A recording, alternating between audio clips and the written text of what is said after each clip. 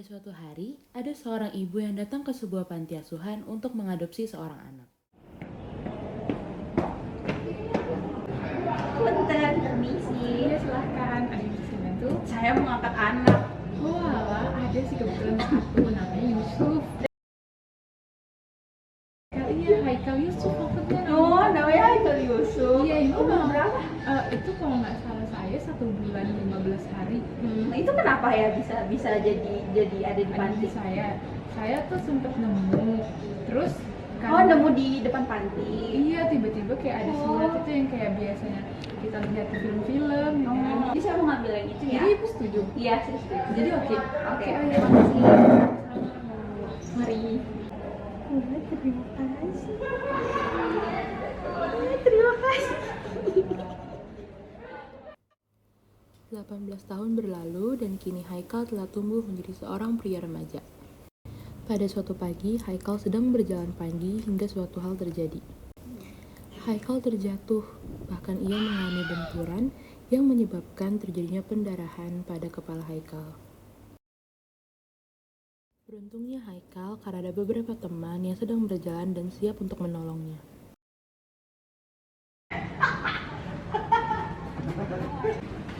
Terus gimana? Lihat jadinya kenapa? Kamu nggak apa-apa, Kak? Benar nggak apa-apa. Perlu dibawa ke klinik nggak? Klinik aja yuk. Nggak usah, aku bisa sendiri sih. Mau kemana?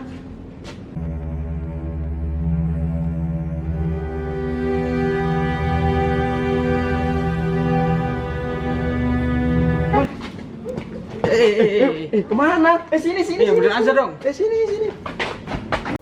Dengan sigap, teman-teman Haikal mengantarnya sampai ke klinik. Jadi begini Pak, dari pendarahan yang terjadi Pak, Bapak kehilangan banyak darah.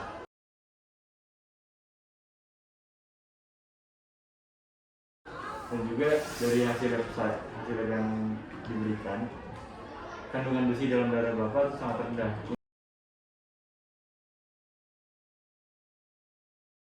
Ini emang dari kecil sudah begini atau bagaimana ya Pak? Saya sendiri sih dok, sebenarnya anak angkat. Menurut cerita dari ibu angkat saya dari kecil tidak diberi ASI, melainkan diberi susu formula gitu. Jadi sebetulnya apa hubungan antara ASI dan juga kandungan besi di dalam tubuh? Seorang bayi sudah seharusnya mendapatkan air susu dari ibunya. Air susu ibu atau ASI berisi nutrisi-nutrisi yang dibutuhkan oleh bayi. Dan salah satu kandungan dalam ASI adalah zat besi.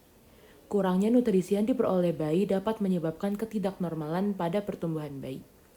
Salah satu nutrisi yang dibutuhkan oleh bayi adalah zat besi.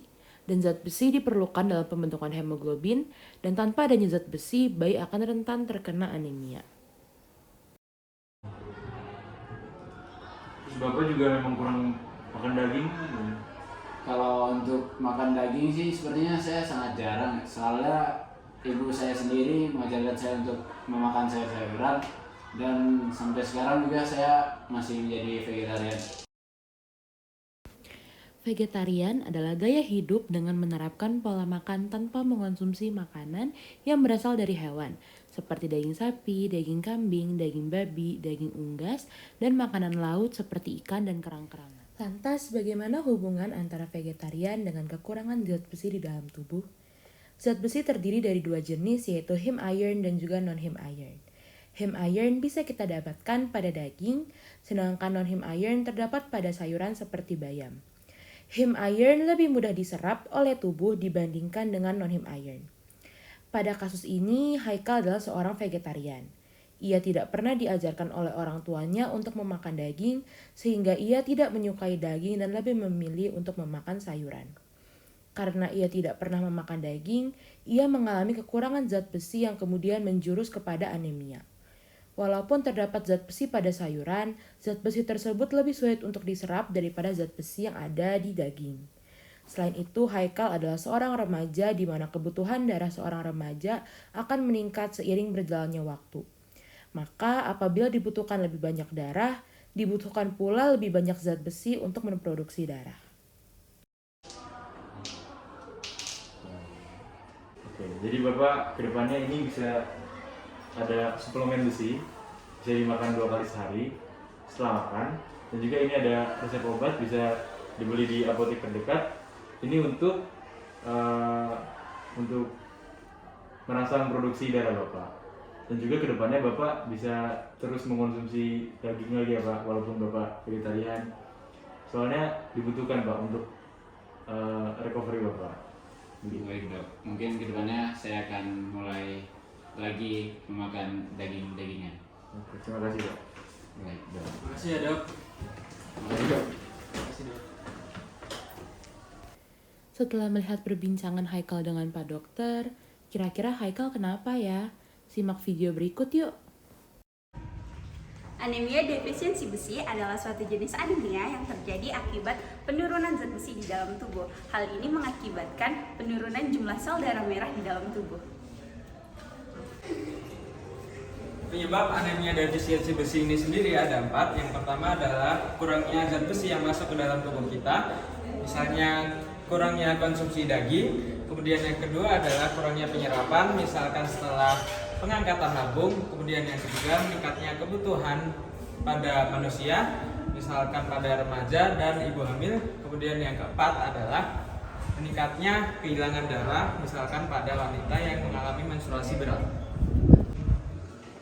Untuk gejala dari anemia defisiensi besi sendiri, yang pertama ada mudah lelah, kepucatan, nyeri sendi, nafas yang pendek, dan untuk gejala spesifiknya ada kuku mangkok dan juga kerontokan pada rambut.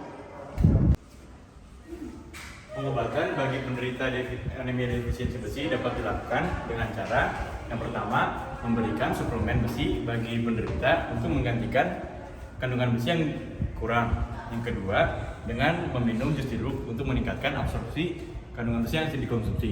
Yang ketiga, bagi penderita anemia defisiensi besi yang sangat parah dapat dilakukan dengan transfusi darah. Cara mencegah anemia defisiensi besi, yang pertama dengan mengkonsumsi makanan yang banyak mengandung zat besi seperti bayam, kacang-kacangan, dan daging. Yang kedua dengan mengkonsumsi suplemen penambah darah, dan yang ketiga dengan mengkonsumsi suplemen zat besi. Maka dari itu, mari kita bersama-sama mencegah anemia defisiensi besi. Satu misi, Bersama tanggulangi anemia defisiensi besi.